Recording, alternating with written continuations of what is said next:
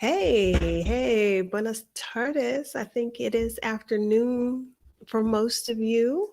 I expected to be live a little earlier today, but life happened and that didn't happen, but we're live now. Um, oh gosh, I need to adjust this. Excuse me while I adjust the camera. If you are here joining me live, please say hello in the chat. This is not a typical live. This is actually a live recording of my podcast. I've done this, I think, once or twice before. And for today's topic, I really felt like I needed a little bit of audience participation. So if you are here helping with today's topic, just say hello and we'll get started. Welcome to the Picky Girl Travels podcast, the show for Black women who want more out of life and to live it as they see fit. The message here is all about embracing convention. Absolutely not. Defying convention, embracing adventure, and regretting absolutely nothing. I am your host, Adalia Aborashade of piggyrltravelstheworld.com. And so welcome to the podcast. Here we are in January. We're still in the first week of January 2023.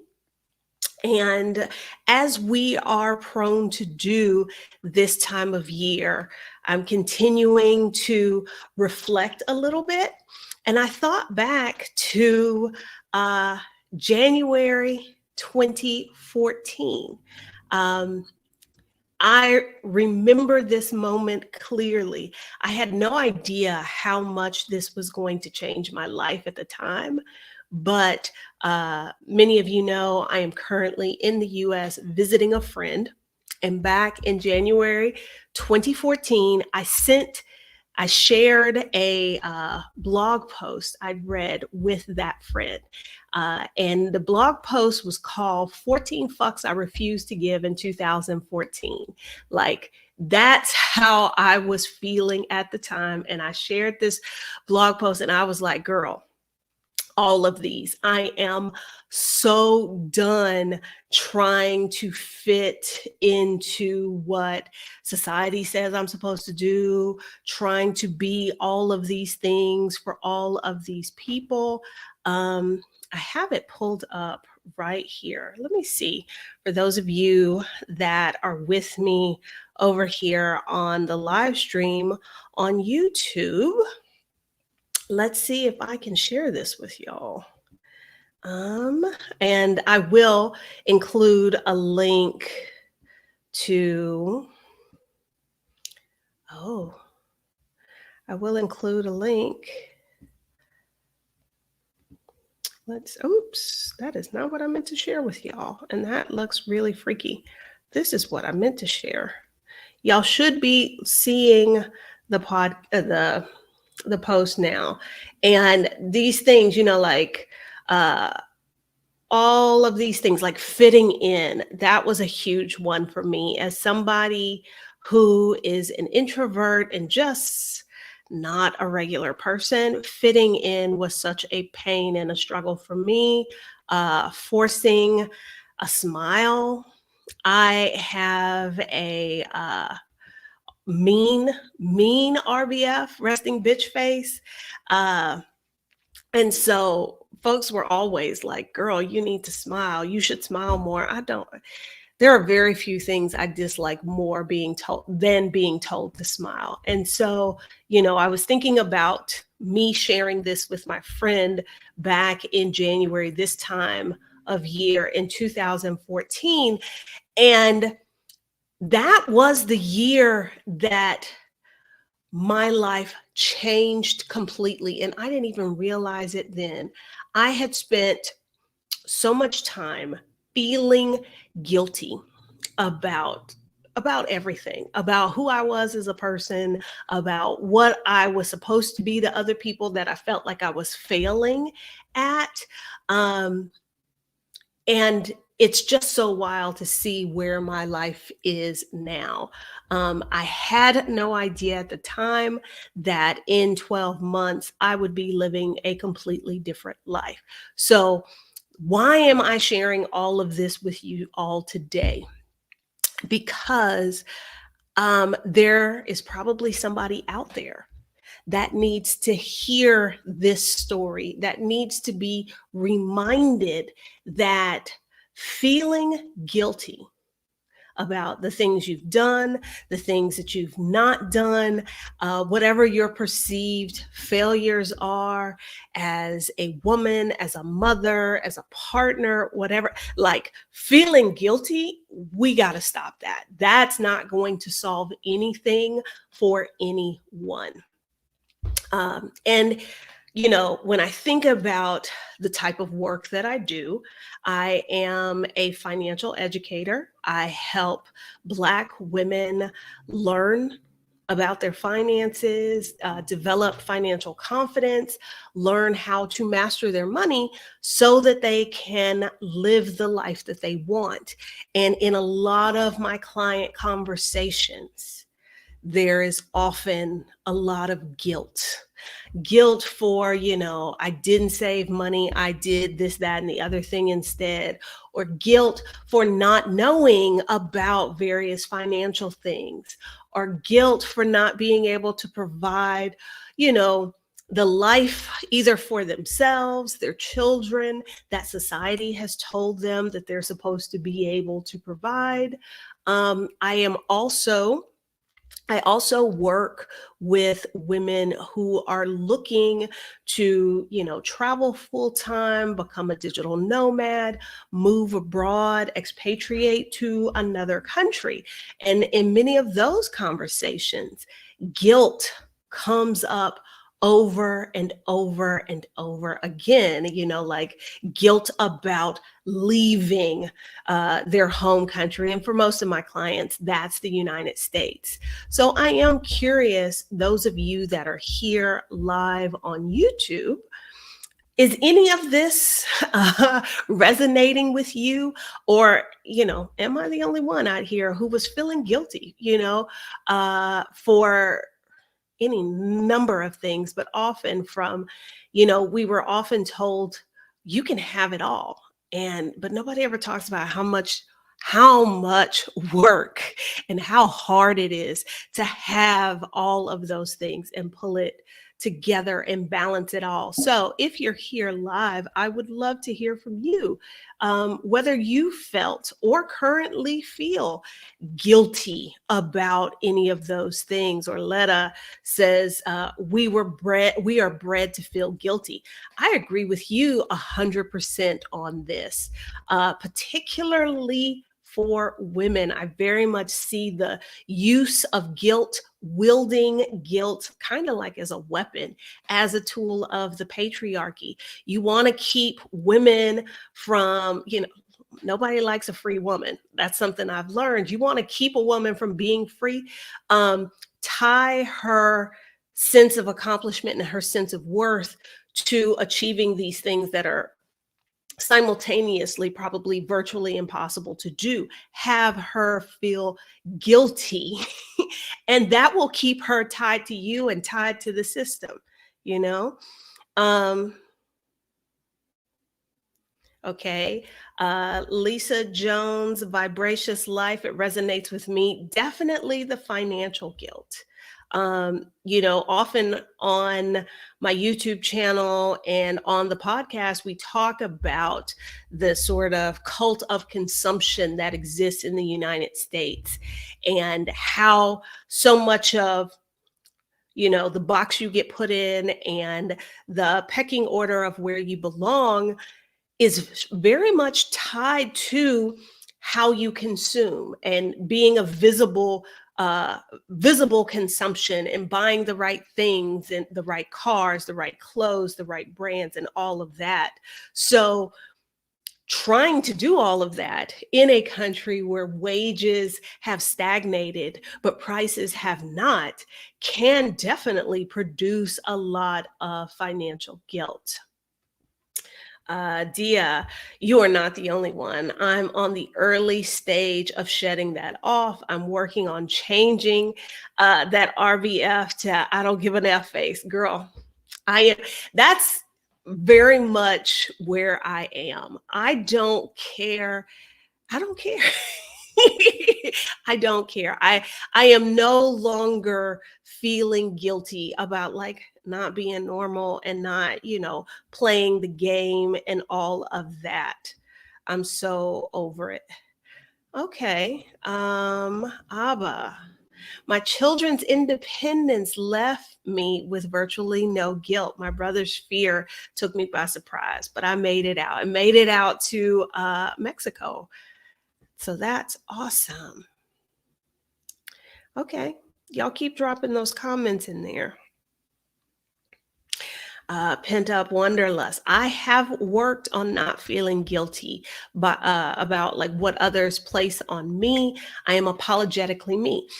It takes some work. It really takes some work. I didn't, I think it took me up until that point in 2014 to realize like that's what was even happening. And the weight of it all really just became too much. And I was like, I am opting out of this system completely. Excuse me. Oh, goodness, Erica. I have an aunt who calls me multiple times a day and makes me feel guilty if I don't talk to her several times a day. And when I tell her I'm leaving town, she's suddenly sick. I feel so bad that you're having to deal with this. That very much sounds like somebody else projecting their issues on you and trying to make you responsible for their happiness. And, when it comes down to it, y'all, the only person's happiness we are really in charge of is our own. Okay, Alicia says, definitely have felt some guilt about not knowing what questions to ask about my finances and waiting to prepare for retirement.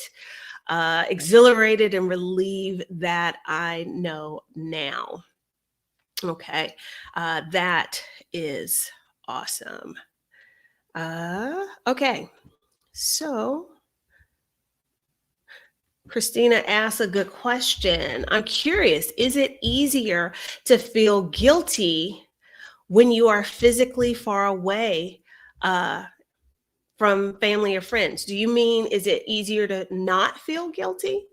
Um, okay, yeah, okay, I see it. Is it easier to feel less guilty when you are physically away from family and friends? I don't know. What do y'all think? Because to a certain degree, I would think that that is the case. But I our previous comment where you got somebody like actively playing on your fear. I think in some cases that might increase as you move away, like, oh, you left us behind, like, how could you do that? How could you do that? All right. So I got to thinking about like what are some of the common guilt things that I hear from clients, both my clients who are preparing for a move abroad, as well as the clients I speak to and work with when dealing with their finances. And, a lot of the work I do intersects, in particular, women who are looking to leave the US, and we all know that part of that move is financial. One of the fears that I hear a whole lot is not fears, things they feel guilty about is that like responsibility to stay behind and fight the good fight. Like what is your responsibility? Like, yes, you may be in a financial situation that where you can leave the US for whatever reason it is that you are looking to leave. But what about the people who are behind, whether they are like related to you, or if we're talking about like in the greater sense of you know we're Black Americans, and those who are not in a position to leave, those of us who are, like, are we abandoning them? Are we bailing on our responsibility? What is our responsibility to those people? I'd be curious to hear what y'all have to say about that. So please, if you would, drop your comments in the chat. Okay. Dia says, referring to our previous question, it is easier. I recently moved away and it gets easier. You'll gain a different perspective. It doesn't go away completely, but it will get better. You'll gain a different perspective. Okay. So, especially for those of you who are in the chat who have been able to leave the US, was that something that you too dealt with? The sense of, the fight for full citizenship in the United States for Black Americans is not over. Do you feel guilty about leaving in the midst of that fight that is not yet complete? Um, Let me know. Okay, Monica says, I fought the good fight. Now I have reaped benefits to relax and live according to my pocketbook. Okay, okay. Adrian says, that's up to them to figure out. Not everyone was meant to stay in one place forever. Auntie Trey says, all I can do is share what I learned. And it's up to them to receive it. I think personally, I did not feel this guilt because I had given the fight 19 years of my life as a public school teacher. Like, the fact that, we've seen the thing online where I think it was a Twitter post originally where they ask, at what grade were you in when you had your first Black teacher? And in the districts that I taught, I was never in the majority of the teachers there. And for many of the Black students I had, I was their first Black teacher. And I taught high school. Like, they'd made it that far through the system, never having had a Black teacher. So for me, I felt as though I had contributed. I'd given up 20 years of my life, so many hours, because y'all know that teachers do not just work 8 to 3. How many nights, weekends, summers. I was the teacher who sponsored events to give kids opportunities to participate in things they might not. So, like, I felt like I had gave and I gave and I gave. So this was not a guilt that I faced when I decided to leave the US. Let's see. High Vibe says, I don't feel guilty about wanting to leave the US anymore. I've learned to just keep that to myself. Yeah, like I said, freedom from guilt, that's, being able to step away from guilt and not let that weigh you down. That is freedom. And folks don't like a free woman. Valerina says, no guilt whatsoever. Auntie Trey says, my niece shares how her children will miss out with Auntie moving abroad, but they can all come visit. See, and that's what I prefer to focus on. It's not about, because y'all know I've got grandkids. It's not about the fact that I'm not there on the day to day. It's now they've got a place they can visit and a place where they can have experiences that they wouldn't necessarily have living in the US. So I tend to want to focus on that instead. Aspen Sierra Photography says, I feel guilt because my mom's side of the family immigrated to America, and here I am trying to leave it. This is something that you're not alone in this.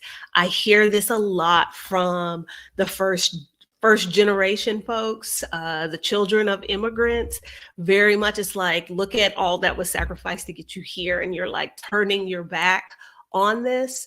Um, but I think this reminds us that the dream of your parents is not necessarily your dream. And just because it worked for them, we don't know if it made them happy or not. But you definitely shouldn't feel guilty for pursuing the thing that will make you happy. Okay. Now this is interesting, Orletta. I'm not telling anyone that can't come with me. They acted a fool, and I simply moved to another state, so I know they'll get over it. It is interesting to see how people react when they find out that you're planning an international move, whether like you're relocating to another country. And I've also seen this with folks who want to bop around the world. They want to live a nomadic life. That seems to be such in opposition to the traditional way we're supposed to live in the US. People who express to their circle, to their friends and family members, like, this is what I want to do, are often made to feel guilty for that. It's like, that kind of lifestyle is very freeing, and how dare you want to be free? It's wild the way people react, and the society, how society has indoctrinated us to believe those things. uh Anis, Anissa, Black teacher guilt is hard. It is. I think I stayed teaching for as long as I did because in reality, I was burnt out many, many years before, but I stayed as long as I did because I was like the one Black teacher. And uh, I very much wanted to make sure that those kids had, all of my kids, but in particular, uh, the kids who were not white. I wanted to make sure that they had somebody in their corner, who understood what it was like to be in these predominantly white spaces and not be white. Okay, Anita says, I earned the right to be free. And that's something else I think about. Like, how long are you supposed to stay and fight the good fight? And something when somebody posed that question to me directly, like, you have a responsibility to stay and continue this fight. And I thought about, there are different ways to fight that fight. Throughout history, there have been Black folks who left the US, blazed the path somewhere else, and then served as a guide, a guiding light, inspiration for those folks back home to know, hey, there is another way you can live. There are other places than this one that do things differently. And so I was like, my position simply has changed. I have not abandoned the fight. I'm just serving it in a different role. That's kind of how I look at it. Okay. Alicia brings up a good point in this, the fight. I work in nonprofit social services. I'm tired. I have given as much as I have. There is no guilt. Good for you. Good for you. And I want anybody who happens to be listening to this that might be struggling with this. It is okay for you. Like, I did it for, 19 years. I see some folks in the comments who've done it for 20 years. If you just did it for 3 years and you're like, I've had enough, that's okay. There is no magic number of years you've got to suffer and struggle and give of yourself that means you've earned the right to be free. Okay, so whether you've been in the game for 2 years or 20 years, it doesn't matter. When you feel that you have made the contribution you were supposed to, it's okay for you to move on. You do not need to feel guilty about that.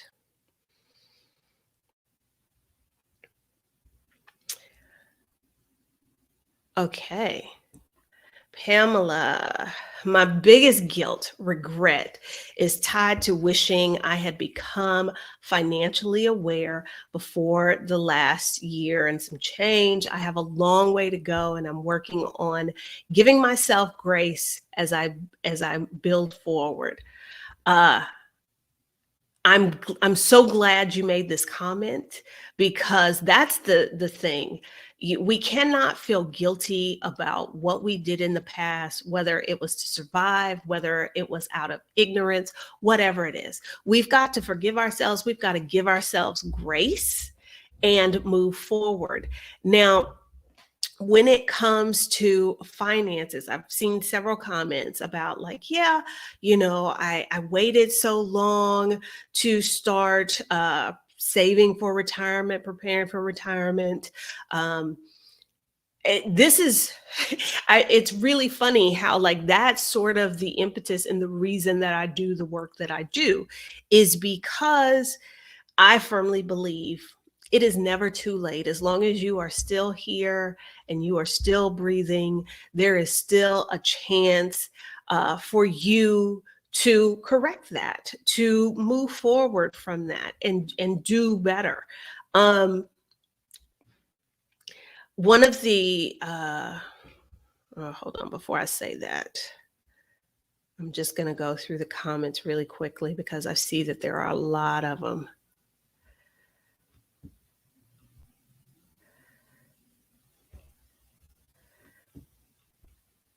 A lot of good comments that I'm marking so we can come back and talk about those.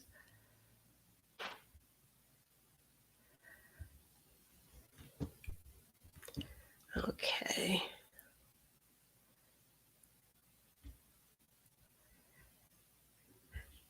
Okay. You know, the money, there's so much financial guilt. There are like levels and layers of it. There is the guilt that we feel because we haven't done all the things we're supposed to do or all the things we were told we were supposed to. And for me, that kind of goes hand in hand with the whole notion of like the American dream. And a subset of that is the whole Black excellence thing. And rolled into all of that is money. Because when I talk to my clients and we discuss like, okay, well, this is where you are in life and this is how much you have saved, or this is how much maybe you feel like you should have saved versus what you actually have. I have, in all the people I've talked to, I've never had anybody who hadn't saved because they were out snorting coke and smoking crack. Like it's because they were trying to do all of the things they were supposed to do on that checklist for the American dream and trying to be the embodiment of Black excellence because they were trying to pull off those things. Other things like maybe saving for retirement or spending time building up their knowledge of finances, that fell by the wayside because they had to work so that they could achieve, so that they could buy the house and they could have the car and they could do this and they could do that. So to me, all of those things are kind of combined and intertwined together. There are two previous episodes of the podcast that are very much worth a listen. And if I were better prepared, I'd be able to like flash them up on the screen. But I'm not prepared, y'all. So sorry. About About this time last year, I think maybe February last year, I spoke with Kayla. And the name of that episode, both of these episodes, I was somewhat prepared. Both of these episodes are linked below in the description. Um, for Kayla, we talked about how she was more than her job and how she was redefining success. That was episode, ooh, what episode? What episode number was that? That would be really great if I could tell y'all that, wouldn't it? Episode 35. That is definitely you are more than your job, redefining success, getting over the American dream. Episode 35 of the Picky Girl Travels podcast. That is absolutely worth a listen. And then before that, it's been a minute. I did a episode of the podcast where I spoke to Alicia Renice, the artist, and we talked about what a lie hustle culture is. Hustle culture is lying to you. This was episode 30 of the podcast. Both of those conversations were so powerful because we really dug into kind of the cost of Black excellence and the American dream, and how it's sort of this, first of all, is that our personal definition of success, or are those definitions that have been thrust upon us? And then how hard it is to achieve them when often they really aren't the things that we want. And then you add to that the cost of doing that. And when you fail to do it, or when, because it's let's be real, y'all. Maybe not so much for the American dream, but Black excellence is a, what's the word? It's a moving target. It's a moving target. Like, I'm curious, can we really define, like, this is, if you do X, Y, and Z, that's it. You've achieved Black excellence. I feel like it's a moving target. And so think about it. If that's what you're pursuing, probably not because it was your own goal. It's been sort of thrust upon you by society. And you're continuing trying to achieve this thing that's always moving. The finish line is always moving. How are you ever going to have time to, like, enjoy the fruits of your labor and focus on other things that, may make your soul happy, but aren't directly related to that? Christina says, the cost of living is crazy high. I barely make rent, let alone save. That's part of the reason I want to leave. I need a better quality of life and can get that by leaving. Both Black excellence and the American dream. The focus, to me, is not about quality of life. It's really about collecting things and achievements so that other people perceive you a certain way. But it's really not about, it doesn't come from the inside in a personal sense of fulfillment. So I see all of those things connected. Aspen Sierra says, saving for retirement, investing have definitely fallen by the wayside as I try to dig out of a mountain of consumer debt, student loan debt. Plus, I don't have high paying work. And that's one of the reasons, like, one, investing is also kind of further down. And then there's the whole lack of knowledge. Like, you're busy doing all of these other things. When are you going to learn all about that?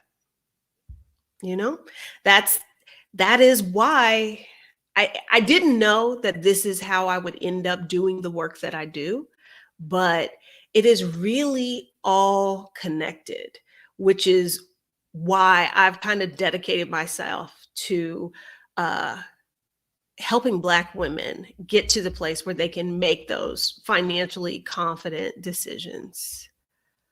Scrolling back up through the comments in case I missed anything.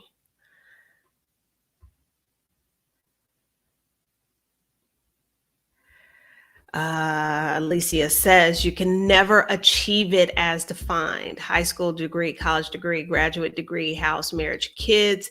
It's never enough. Do more, buy more. It is exhausting. Not only that, it is when you fail to achieve it, you then feel guilty about it. And that guilt, that's just one more thing that we're having to deal with and work through. And that guilt is not going to solve the problem. That's really one of the things. One of the epiphanies I had in 2014, as I stopped giving, I had zero fucks left to give, was what good did my feeling guilty do? Now, if you think about these external indicators of success, and when we fail to meet those, we feel guilty. It sort of excuses our lack a little bit. So think about it, like in society, you're supposed, especially as a woman, you're supposed to, you know, have a job, have an education, have kids. You're supposed to balance all of it. You're supposed to be making things off of Pinterest. Your house should look like a Pinterest board. All of that, right? And when you can't, because that's impossible, and you feel guilty, it's like the guilt is necessary to get a little grace from people, to get a little grace from society. If you are unapologetic about missing the mark, folks are like, "Oh, what's wrong with her? Like you're not a good woman." You're supposed to feel the guilt, and that buys you a little bit of leeway. And I really started to examine, well, why am I feeling guilty about this? And what does that serve? It doesn't it doesn't change anything. It doesn't undo the things that happened in the past. Me feeling guilty about it, is that really going to change future behavior? Or is it just going to make me feel like shit? So that was my mental process, and sort of how um I was able to walk away from that, because it was like, it doesn't do me any good. It doesn't benefit me. So why am I spending so much time feeling guilty? You know? Uh Life of luxury and ease. I think about it like this. If I had 6 months to live, what would I be doing with that time? Would I still feel guilty? And this resonates with me very much, because that was sort of my next frame of thinking as I started to question things. It was like, okay, so what then really matters? And how much time we have. It might be 6 months, it might be 6 days, it might be 60 years. We don't know. And it's like, would I want to, if I had the opportunity to look back on my life, because some folks, you don't get that opportunity, but if I had the opportunity to look back on my life, how would I feel about seeing years and years of me just feeling guilty about existing and doing the best I could? I don't want that. I wouldn't want that. So I left that alone. Hey, BB says, I think some of us confuse Black excellence with a mix of perfectionism and Black tax. Telling myself I'm not doing enough or fast enough. I'm allowing myself grace and take breaks when I need them. Absolutely. Absolutely. Okay, Christina, I love that you're giving us a different perspective. I'm Black British and have always looked to African Americans for inspiration, Black excellence. So it's interesting seeing all of your experiences and mass exodus. Um, it is an interesting dynamic, and I think, and I don't know, y'all can tell me. Some of the I feel like some of the main folks who want to make people feel Black people feel bad about making that decision to leave are those folks who are like entrenched in that Black excellence ideology. And it's interesting to me that when someone is like, that is not serving me, and the life I want, my definition of happiness is different, and I'm picking something else, that the proponents of the hardcore Black excellence folks don't see that as another level of Black excellence, but see it as something in opposition to it. I find that really interesting. I find that really, really interesting. I often do wonder, folks from the diaspora who are not from the US, when they, hear those of us who are Black Americans talk about our unique experience existing in this world, like it's a lot, y'all. It is a lot, and it is complex and nuanced, and it is a lot. Shauna says, I've given to allowing my grace when it comes to finances, because I'm starting to earn a degreed salary and I have to learn about saving and investing on my own. Glad you said that. This would be a good time for, if if I was a much better capitalist, I would like have sponsors for my podcast episodes, but I don't. So I'll sponsor. I will sponsor this podcast episode and take a moment to remind everybody who might be like Shauna and trying to learn about saving and investing on their own, that there are tools and folks to help with that. And that's one of the things that I do. I am, now that I'm doing this commercial, I'm thinking about it. I didn't put the link in the description of this video, but I host a Get Started Investing Challenge for folks, specific folks, Black women. This is now I will work with folks who are not Black women, but for the Get Started Investing Challenge, this is specifically a space for Black women to learn about investing. It is for newbie investors, like, I don't know anything, but I know I need to do something. It is also for those who maybe, like, you have a 401k at work and you've been investing through that, but you don't really understand what you're invested in, how any of that works. It is a safe space where you can ask those questions and get answers without like all of the outside pressure. It is a 6-day challenge. The goal is by the end of the challenge, you will have made your first investment. This is the beginning of that journey. I'm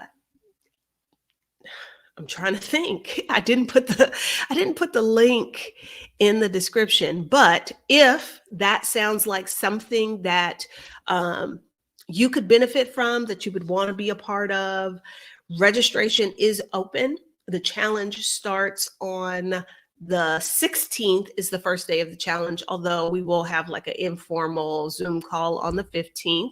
And you can go to pickygirltravels.thinkific.com if you want more information on that. So thank you for saying that, Shauna, and that reminded me to give myself a little plug. I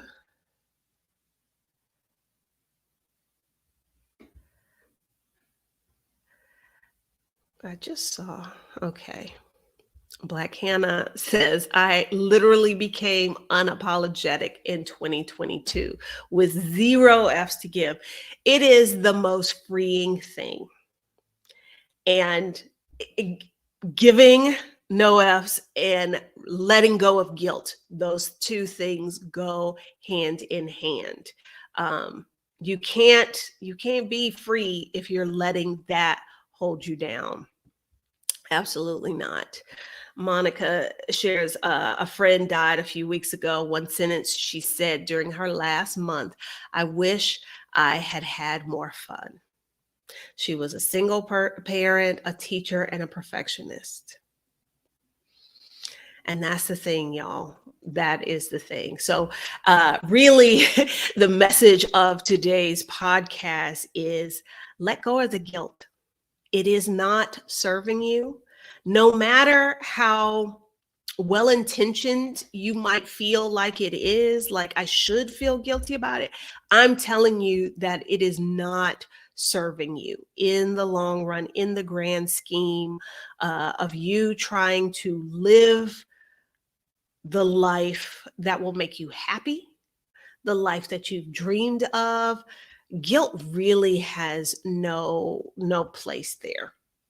So we talked about, fighting the good fight, Black excellence, the American dream. Um, in my work with women who are looking to move abroad or to travel, sometimes their guilt comes from uh, having to support other people, whether that be children, financially, emotionally, like how am I going to do that when I live somewhere else? Or, um, maybe you were the Black excellence member of your family. You're the person that made it. And especially my first gen folks, you are expected, there's a certain amount of your money that's expected to help out other family members. And as you're making different choices, you might not be able to do that anymore, or the thought of not being able to do that anymore, the guilt you feel associated with that, makes you hesitate or delay your own happiness or pursuing the things that you want to pursue. As Monica shared, and several of you have said, we're not here for a long time. We don't know. Here's the thing, we don't know how long we're here. So I am curious if anybody here in the chat has had to deal with this. Like there are certain financial obligations you are expected to have for family members, or those of you who have like, we often talk about, oh, well, my children, leaving the children behind, or I'm laughing because I just had a similar conversation with somebody, and by the end of the conversation, she was like, F them kids. So we often talk about the children, but what about those of us who are dealing with aging parents and like the guilt that comes with how do I pursue my happiness, but also look after my mom, my dad, my aunt, whoever that person is. I am curious if anybody's having to deal with that guilt or they've dealt with it previously.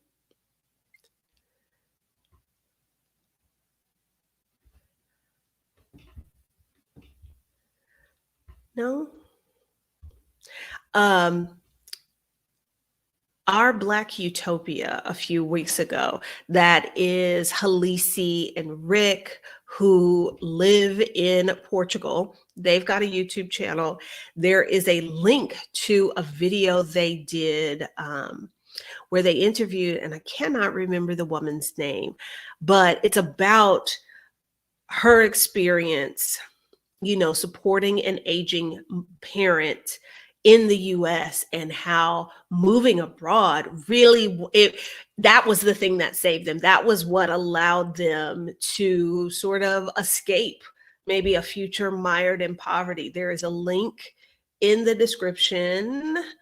What is that video called? Movie, I think, or the title I gave it, Moving Abroad with Aging Parents, over on the Our Black Utopia channel. I mention that because there may be somebody who is listening to this and you've been nodding your head the whole time thinking, I am in agreement, girl, I hear you, blah, blah, blah, but I can't do it. I got to take care of my mom. I got my mom and my dad. And or that I would do it, but I would feel so guilty. I want you to know that we hear you, and there are folks out there who are finding ways to balance the two. So I definitely, if that's you, definitely check out that video, because it may open up some avenues that you hadn't really considered before. Life of luxury and ease. My mom wants me to buy her house in Florida, and I told her no. She's not happy about that. I told her if she wants a house apartment back home, maybe, but not there. You know, we gotta, again, we're women, Black women. The expectation that we're supposed to put the things that other people want ahead of what we want, that somehow we earn virtue or value from denying ourselves for the sake of other people, that we got to leave that alone, because that is not serving anybody. It's not serving anybody. Well, it's not serving us, most importantly. My Day by Lori says, that's me. Couldn't imagine not being able to take care of my parents, so I add in more travel to get away. That's the thing. I am not saying there is one solution for all of these situations, but denying your own happiness or feeling guilty about it, again, who does that help? Who does that serve?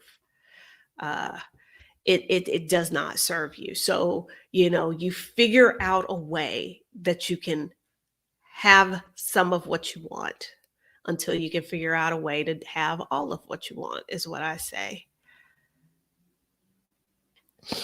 Oh, excuse me. My nose is stopping up.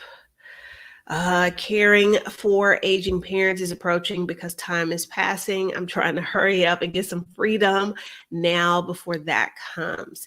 I'm curious, for those of you that, you know, have aging parents, is there any thought or consideration of bringing them with you on your travel, on your move outside the US? Monica in the house with leaving us and the US and allowing other siblings to step up to help our 89-year-old mother. Yeah, Monica has been the go-to person.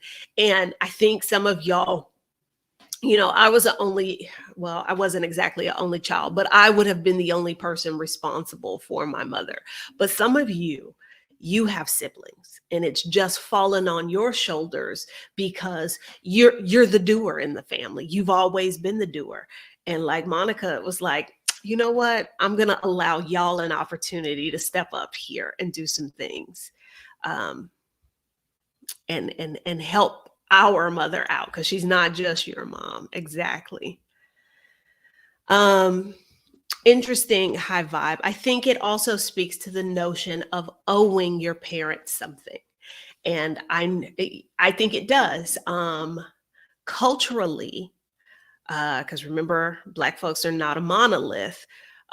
Some of you, especially if your parents' roots are from somewhere else, this idea that this is what children are supposed to do for their parents, that can definitely complicate things. My Day by Lori says, I had to go to therapy to get over the guilt of even taking time for myself. It's a very hard journey.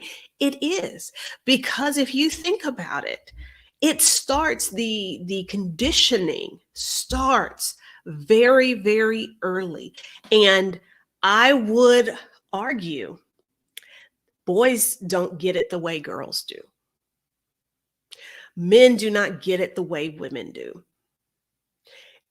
When it is time to sacrifice, to step back, it to me now, if somebody knows different, prove me wrong, but it always seems that it is the woman who is expected to step back, to sacrifice, to give up. It is never the man. And that, for that to be the case, that conditioning starts very, very young when we are children. Megan says, I am not a martyr. I hear you. I hear you.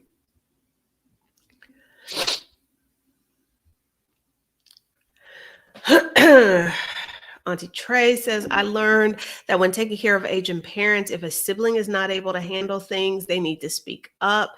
It's very hard managing that. Megan says she's no longer the doer. It took me a long time to figure out that that is how other people perceived me. I could not, for the life of me, wrap my head around, like, why were people always putting things on my plate? Why was it always my job, my responsibility? And my youngest was like, because you're the doer. Like, I know if I ask you, it will get done. And yeah, I have had to step away from that as well, uh, of doing everything. High Vibe says it's gender, birth order. There's always the expectation that I would be the primary caregiver if necessary, because you're the oldest. Yep. Yeah. See what else y'all said in here.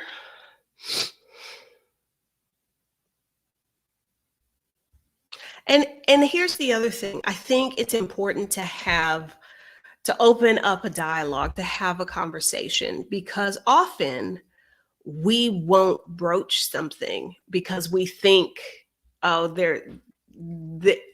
we make assumptions about how other folks will react when we don't really know. And I feel like it's important to have that conversation.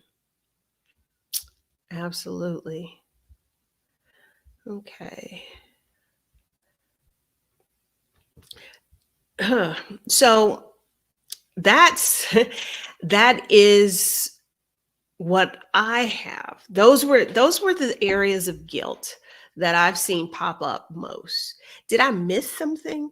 Is there some other facet of your life that you've been made to feel guilty about? When you are pursuing the life that you want. Um, I don't know. Y'all tell me.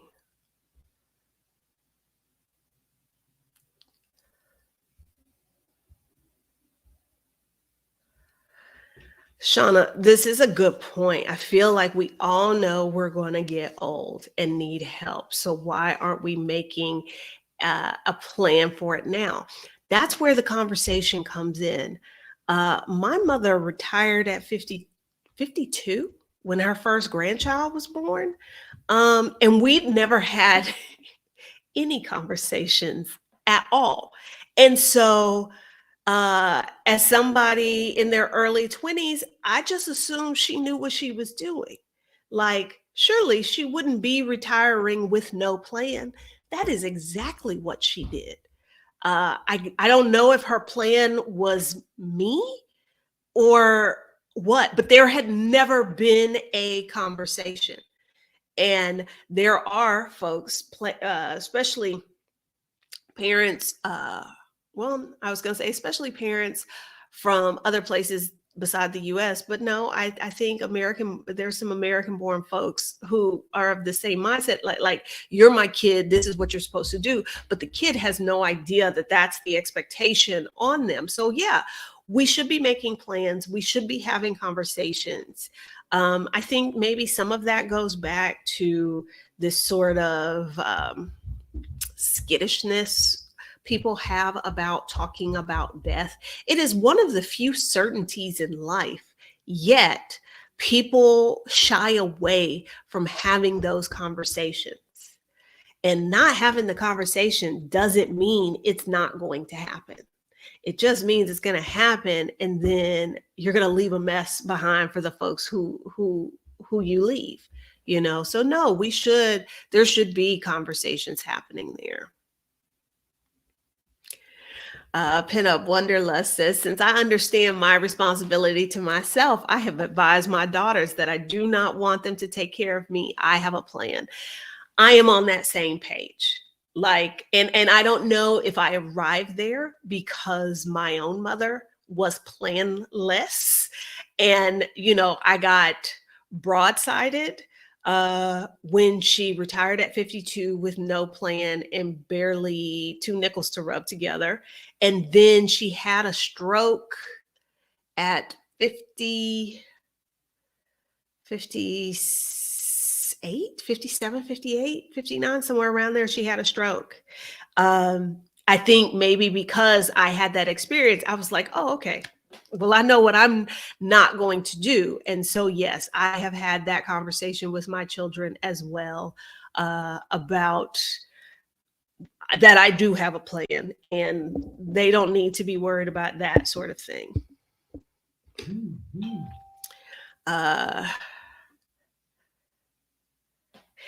Interesting. High Vibe says, I had to beg my mother to give me a copy of her healthcare proxy, and I'm her proxy. It's like she's superstitious about it. I don't know if people feel like talking about it is going to hasten it. But again, it is one of the few, if not the only certainty we have in life. It is going to happen. We just don't know when. We just don't know when. And again, I know, like Rushy C says, I would love to see that. I want to move, but I can't because my mom is in a residential home with dementia. And so that's where, some soul searching comes in. Like, you staying nearby, what does that achieve? Does that achieve your intended goal? Because, there are several people in the chat who've commented that the choices they made about where they would end up, was part of that was precipitated by being able to get back and forth to an aging parent in a certain amount of time. So yeah, you have to stay near, but maybe you could re-examine how near has to be. I do not propose that I have all the answers, but I think it's important for us to have the conversations and to think about, is there a way that you can get what you want? So, yeah. Okay. So that is what was on my mind.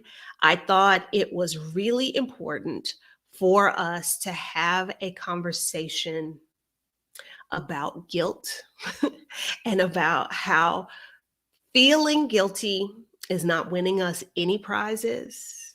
It is not serving us at all. And here we are at the beginning of 2023, when it's just natural to kind of reassess and reevaluate how we're doing things. Are we doing things in a way that serves us? So that was my goal today with this conversation. I hope that y'all enjoyed it. The podcast that you have just listened to, not only is it available on YouTube, it is also available on, I don't know, all the places like Spotify and all the podcast spaces.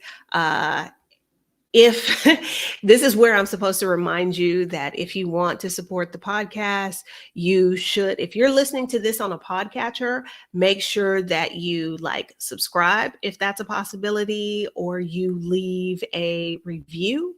If you are on YouTube, you can subscribe on YouTube, leave comments, so on and so forth. I see a couple of questions.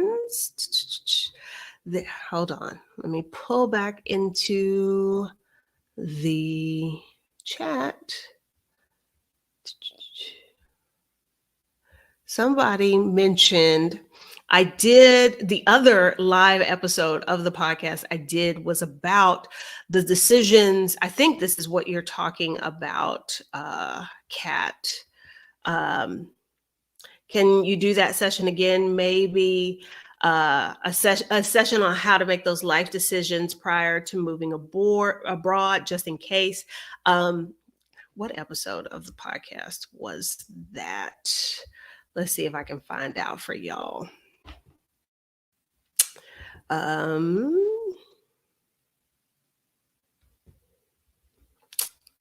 Okay, my computer is being really slow. But no, I did an episode of the podcast about doing life alone, because there are those of us who, like myself, you know, we've chosen to live the life that we want, and that may mean a life of full-time travel, that may mean a life of seasonal travel, that may mean a life of living outside of our home country. And you know, we often make assumptions, like we were just talking about how our parents often make assumptions about the role we will play in their lives. We too often, or we've been conditioned to make assumptions about, like, oh, but what happens, you know, if I get hurt or I get sick or this, that, and the other thing. And so I did an episode, you know, doing life alone. It was episode 38. That may be a conversation we need to revisit about, like, what does that look like? I am in the process of like rechecking through some of the things that I set in place before I moved abroad, now that I'm pushing 7 years outside the US. So yeah, that may be a conversation that we do need to have again. Is that, Auntie Trey, is that the question you were talking about?